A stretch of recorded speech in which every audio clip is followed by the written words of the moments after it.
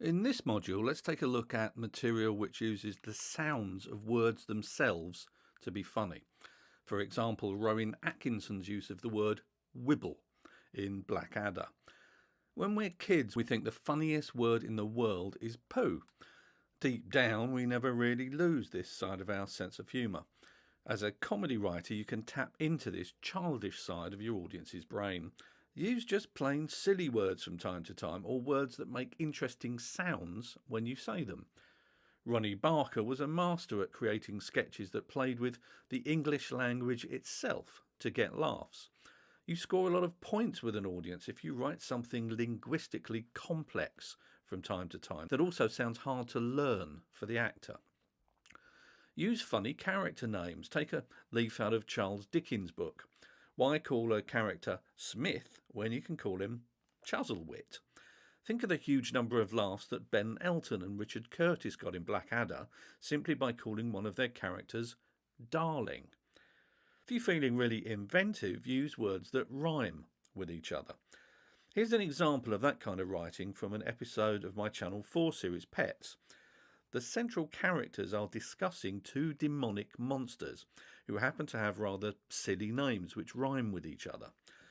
While you're watching this video clip, look out for the use of various silly words and names which rhyme with the word Gog.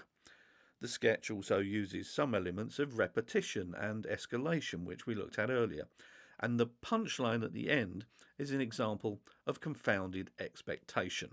You'll also find a PDF of the script of this routine in this module. I don't understand it. I've said the Lord's Prayer backwards about 50 times now, and the devil hasn't shown up yet. Perhaps you're missing something. Like what? Sufficient brain activity to power a 40-watt bulb? I've sworn homage and obedience to Satan, I've got my candles, I've anointed myself with magical oil, and I've got the number 666 tattooed on the back of my head. Let me see. You tosser. It doesn't say 666, it says 999. Fuck. You've got more chance of summoning a paramedic than the Lord of Darkness. I'll murder that tattooist. So, what do you plan to do now? Well, according to Ezekiel 38, we must now await the arrival of Gog and Magog. Gog? Two great hostile powers controlled by Satan that will appear just before the end of the world. And what form do these two demons, Gog and Magog, take? Well, I'm not absolutely sure, but I think Magog manifests himself in the form of a dense, eerie mist. A fog? Yeah, Magog is a fog. yeah. And Gog? Gog appears as the hound of Satan. A dog. Yeah, Gog is a dog. yeah. Gog is a fog and Magog is a dog. No, Magog is a fog and Gog is a dog.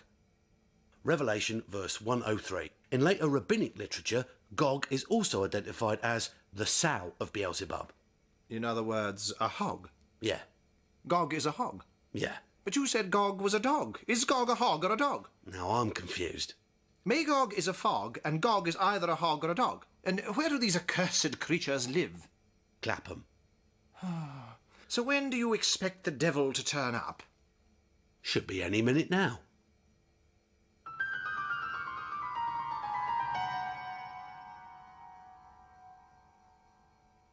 Well, I expect he's got a lot of things to do on a Friday night. Like what? Well, like plotting the downfall of Western civilization, Yes. vandalising a cemetery, communing with 1,000 angry demons. I believe he has been known to copulate with a hyena. On the other hand, he might have just popped down the off-licence.